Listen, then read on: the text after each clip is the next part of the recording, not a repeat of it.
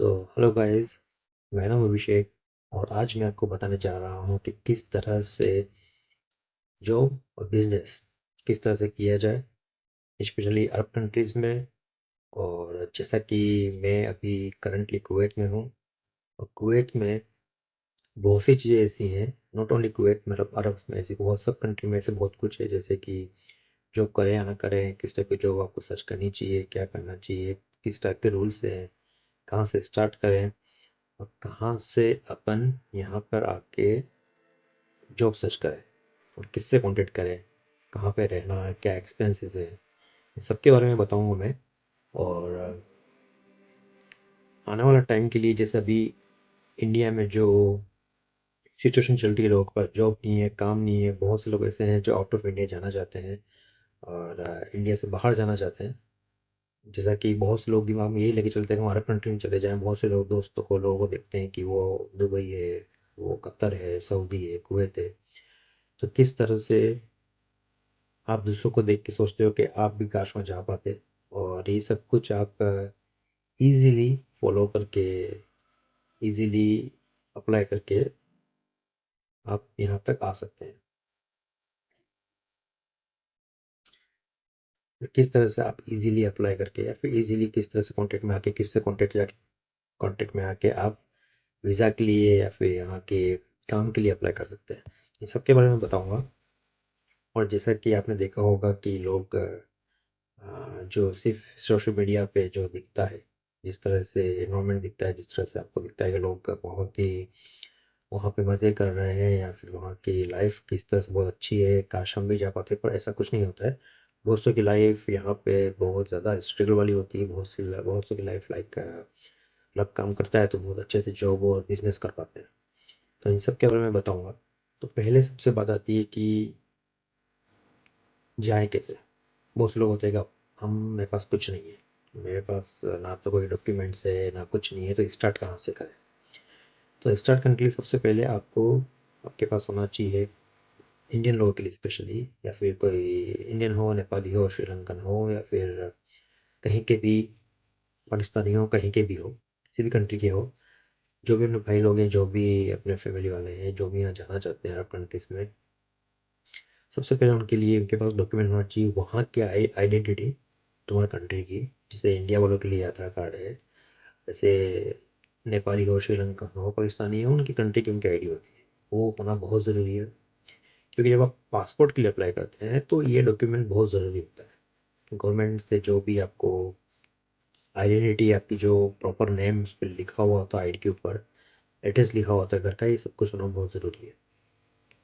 उसके बाद आप पासपोर्ट के लिए अप्लाई कर सकते हैं। पासपोर्ट के अप्लाई करने के लिए ऑनलाइन बहुत सी सर्विसेज होती है इंडिया में। इंडियन गवर्नमेंट की ओर से प्लेटफॉर्म है, आप पासपोर्ट के लिए अप्लाई कर सकते हैं। उसके लिए आपको चाहिए आधार कार्ड, कोई भी आपके पास लाइट बिल हो या बैंक का प्रूफ हो, इन दोनों में से दो दो डॉक्यूमेंट चाहिए। तो बैंक अकाउंट का हो या फिर घर के लाइट बिल का हो, या फिर किसी घर का राशन कार्ड होता है या किसी के पास वोटर आईडी होती है, तो आधार कार्ड के साथ में एक डॉक्यूमेंट एक्स्ट्रा चाहिए होता है। आप पासपोर्ट के लिए किसी भी नियर बाय जो भी गवर्नमेंट का ऑफिस होता है, या फिर जैसे इंडिया के अंदर ई मित्र है, या फिर कोई ऐसा का ब्रोकर होगा, कंसल्टेंट होगा, जो आपको इन सब के फॉर्म्स वगैरह भरवाते हैं, जो पासपोर्ट के लिए अप्लाई करते हैं, जहाँ से वहाँ से भरवा सकते हैं और पासपोर्ट के लिए अप्लाई कर सकते हैं। पासपोर्ट बनने के बाद आपके पास सबसे पहला काम होगा स्पॉन्सर ढूंढना। स्पॉन्सर ढूंढना, जैसे आप अरब कंट्रीज़ के अंदर है तो आपको स्पॉन्सर ढूंढना बहुत ज़रूरी है, मतलब जिसके अंडर में आपका वीज़ा होगा। स्पॉन्सर कौन होता है? जो आपको वहाँ से यहाँ पे लेकर आता है। जो भी है सर, जैसे कुवैत में हो तो कुवैती होगा, कतर में होगा तो कतरी होगा, दुबई में होगा तो इमराती होगा। तो ये लोग आपको स्पॉन्सर करते हैं। तो वो लोग वीज़ा देते हैं कि मुझे ये आदमी चाहिए काम के लिए, मेरे घर पे, मेरी कंपनी में, मेरी कंट्री के अंदर। तो जैसे आप अगर घर का काम, बहुत से लोग होते हैं जो घर के ड्राइवर के लिए या फिर अदर जॉब्स के लिए अप्लाई करते हैं, खादमा के लिए, जो घर में जो मेड्स होती है, हाउस मेड्स वगैरह के लिए। जो लोग कंपनी के लिए अप्लाई करते हैं उनका वीज़ा अलग होता है।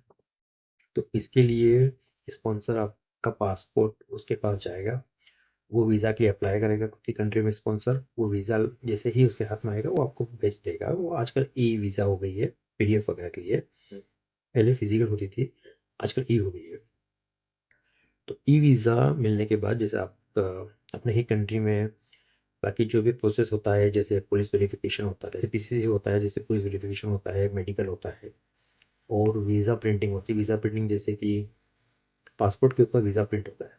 अब जैसे कुवैत से वीज़ा गया इंडिया में या फिर अदर कंट्री में, तो वहाँ की जो कुवैत की एम्बेसी है वो आपके पासपोर्ट के ऊपर प्रिंट करवा, कुवैत एम्बेसी जो कंट्री में होती है, कुवैत की एम्बेसी अब कंट्री में होती है, वहाँ पे वो वीज़ा जाएगा, आपका पासपोर्ट जाएगा और उस पर वो वीज़ा प्रिंट कर देंगे, स्टाम्प मार के देंगे। वो वापस रिटर्न आएगा, उसके बाद आप मेडिकल के लिए अप्लाई कर सकते हो। मेडिकल के लिए अप्लाई करने के बाद इससे आपको अपॉइंटमेंट मिलता है किसी भी जीसीसी ऑथराइज्ड मेडिकल होते हैं, जो भी हॉस्पिटल होते हैं, जो जीसीसी जैसे अरब कंट्रीज़ में जितनी भी कंट्रीज़ है वो ऑथराइज्ड जो मेडिकल और हॉस्पिटल होते हैं, वहाँ पे जाके आप मेडिकल करवाते हो। मेडिकल करवाने के बाद आपका मेडिकल ऑनलाइन वो उनकी वेबसाइट्स पे या फिर यहाँ की गवर्नमेंट की वेबसाइट पे अप्रूव करेंगे कि ये आदमी फिट है, इसके अंदर कोई इश्यूज़ नहीं है, ब्लड प्रॉपर है, कोई बीमारी नहीं है, सब कुछ है, वो आपको अप्रूव करके देंगे, आपकी वीज़ा के ऊपर स्टाम्प लगा देंगे। वो ऑलरेडी ऑनलाइन होता है, बट फिजिकली आल्सो लाइक वो पेपर के ऊपर स्टाम्प वगैरह कर देते हैं। ये होने के बाद आप टिकट लें, टिकट लेने के बाद आप यहाँ आ सकते हैं। यहाँ आने के बाद फिर से प्रोसेस होता है, एयरपोर्ट पे आपके फिंगर्स बायोमेट्रिक होते हैं, रेटिना का स्कैन लेते हैं, आई रेटिना का, और उसके बाद फिर से मेडिकल का अपॉइंटमेंट होता है यहाँ पे, जो मेडिकल करवाना पड़ता है आपको। वो होने के बाद आपका इकामा मीन्स आपका वीज़ा लग जाता है। वीज़ा लगने की जो फ़ीस वगैरह होती है वो आप पे कर सकते हैं। अगर आप खुद का वीज़ा लेके आ रहे हैं, अगर कंपनी आपको ला के लेके आ रही है तो कंपनी पे करती है सबका एक्सपेंसेस। और यहाँ आने के बाद अकोमोडेशन जो रहता है रहने का, जैसे कोई फ्लैट में रहता है, कोई रूम में रहता है, एक रूम में 4 लोग भी रहते हैं शेयरिंग में, बहुत से चॉइसेस होती हैं जो आपको पहले से डिसाइड करके आना पड़ता है यहाँ पे। क्योंकि जब आप यहाँ आते हैं, अगर आप घर की वीज़ा पाती है ड्राइवर, हाउसमेड वगैरह की, तो वो उसमें आप घर में रहते हैं। बट जब आप बाहर की प्राइवेट वीज़ा लेके आते हैं, जो कंपनीज़ वगैरह की, कुछ कंपनीज़ होती हैं जो अगर वीज़ा दे रही है तो साथ में अकोमोडेशन देते हैं, कुछ कंपनी नहीं देती है तो इसमें आपको ढूँढना पड़ता है। काफ़ी कोई रिलेटिव, फ्रेंड्स वगैरह नॉन में हो जो इस कंट्री में हो, तो उनसे पूछ कर आप ऑलरेडी किसी एक पर्टिकुलर जगह पे जाके, किसी पर्टिकुलर लोकेशन पे जाके आप अपना फ्लैट, रूम वगैरह ढूँढ सकते हैं और वहाँ रह सकते हैं।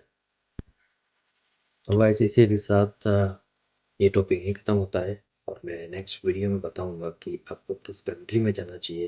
अरब कंट्रीज़ में बहुत सारी कंट्रीज़ है, तो किस कंट्री में जाना चाहिए और कौन सा आपके लिए परफेक्ट हो गया आपके काम के लिए।